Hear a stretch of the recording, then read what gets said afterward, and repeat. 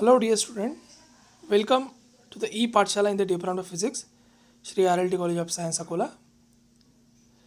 This is our lecture number 10 in which we will study about the selection rule. This is the last lecture, 10th lecture of our unit number 3rd, Atomic and Spectroscopic Studies. Okay. Basically, the selection rule can be says, or here we define as, or here we say as, the electron or atom make the transition between different states, but all these transitions are not allowed. The rule that restricts the transition of electron or atom between different energy state are called selection rule. Or in other words, here we can say as, the rule that govern electronic transitions between the different energy states are known as selection rule. So basically there are three selection rules. Selection rule for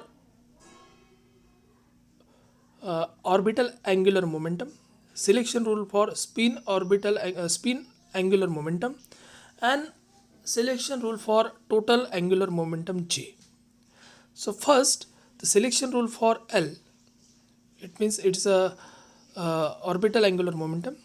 Only those transitions are possible for which the value of L changes by +1 or -1, that is delta J is equals to +-1. Second, the selection rule for S, spin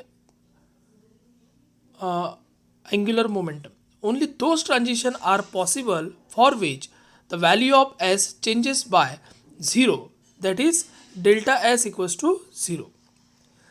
Third, the selection rule for J. Only those transitions are possible for which the value of J changes by +1, -1 or 0, that is delta J is equals to 0 or +-1. Okay. Before see the in the presence of magnetic field, three more selection rule are there, but before going for this magnetic field, here we let's understood from one example. Here we take one example.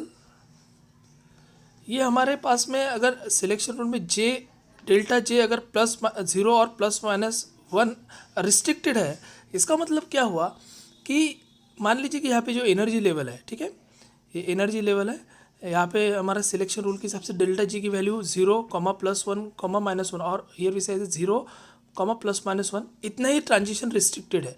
मतलब electron higher energy orbit, lower energy orbit, और अगर वो emission है तो या फिर absorption है तो lower energy orbit to higher energy orbit, उसी इलेक्ट्रॉन का ट्रांजिशन होगा जिसमें ये सिलेक्शन रूल रिस्ट्रिक्ट होगा.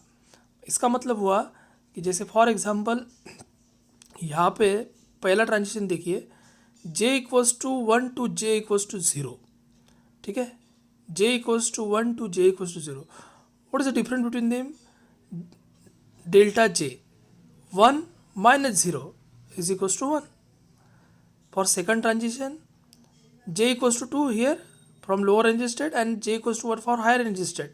So 2 - 1 is also 1, and here 3 - 2 is also 1. So this P branch, here we say as a P branch, this is a vibration energy transition levels. So in P branch, so the value of so the transition is restricted with respect to this selection rule. It means that according to this selection rule, the difference between these two energy level become 1 in the P branch. Okay. तो इस तरीके से selection rule यहाँ पे restrict करता है. मतलब selection rule के हिसाब से वही ट्रांजिशन होंगे जो इसकी वैल्यू पे आते हैं. मतलब अगर इसकी वैल्यू +1 है तो ये इतनी +1 की डिफरेंस ही उसका ट्रांजिशन होगी. अब यहाँ पे रेड वाले देखिए क्यू ब्रांच के लिए J = 0, लोअर के लिए, अपर के लिए J = 0, 0 - 0 is 0, 1 - 1 is 0, 2 - 2 is 0, 3 - 3 is 0. तो ये जो क्यू ब्रांच है रेड में जो एब्जॉर्प्शन स्पेक्ट्रम दिखाई दे रहा है, इसके अंदर में ट्रांजिशन ऐसे ही होंगे. According to this selection rule. तो यहाँ पे डेल्टा जी की वैल्यू 0 आएगी। अब इस सिचुएशन के अंदर देखिए जे इक्वल्स टू 0 है, लोअर में अपर में जे इक्वल्स टू 1 है, तो डिफरेंस 0 और माइनस अपर करेंगे, जे इक्वल्स टू 0 1, मतलब 0 minus 1 is -1, 1 minus 2 is -1, 2 minus 3 is -1। So in that way यही ट्रांजिशन यहाँ पे पॉसिबल रहेंगे, इसके अलावा दूसरे ट्रांजिशन यहाँ पे हो नहीं सकते according to the selection rule. ठीक है, तो इसीलिए डेफिनेशन में बोला गया है the rules that government electronic transition between the difference energy state are known as selection rule. Okay, अब यहाँ पे जैसे आप देखे थे इन द प्रेजेंस ऑफ, ये तो हो गया in the absence of magnetic field. Now in presence of magnetic field 3 more selection rules are there. So in the presence of magnetic field, तो मैग्नेटिक फील्ड में रखने के बाद में एल का हो जाता है एम एल, स्वीन का एस का हो जाता है एम एस, और टोटल का हो जाता है M J. So selection rule for M L, only those transition are possible for which the value of M L changes by, अब यहाँ पे देखिए +1 -1 और 0, मतलब delta M L is equal to 0 और +-1।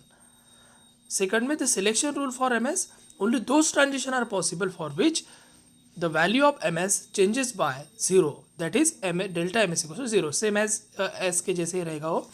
और यहाँ पे selection rule for M J, only those transition are possible for which the value of M J changes by +1 -1 और 0, that is delta M J is equal to 0 और +-1। इसमें delta M L और delta M J की value same रहेगी।